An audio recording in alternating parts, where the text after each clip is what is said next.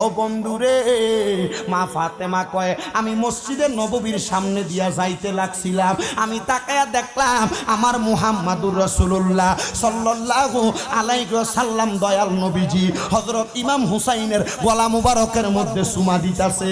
আমি আমার নবীর সামনে গেলাম, যে বললাম ইয়া রাসূলুল্লাহ, ইয়া হাবিবাল্লাহ, নবী গো, ও দয়াল নবী, মায়ার নবীজি, আপনার কাছে জানতে চাই আপনি যে হযরত ইমাম হুসাইনের গলা মুবারকের মধ্যে চুমা দিছেন কারণ কি? সুবহানাল্লাহ, আর জোরে কোন সুবহানাল্লাহ।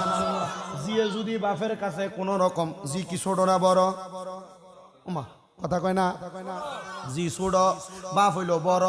এবার জানতে চাই ছোট মানুষ হইয়া বড় মানুষে যদি কোনো প্রশ্ন করে, আরে কি প্রশ্ন করলো, কি বুঝে জানি প্রশ্নটা করলো। হযরতে ফাতেমা কয় আব্বা, ও আব্বা, কারণ কি চুমা কেন গালে দিলেন না?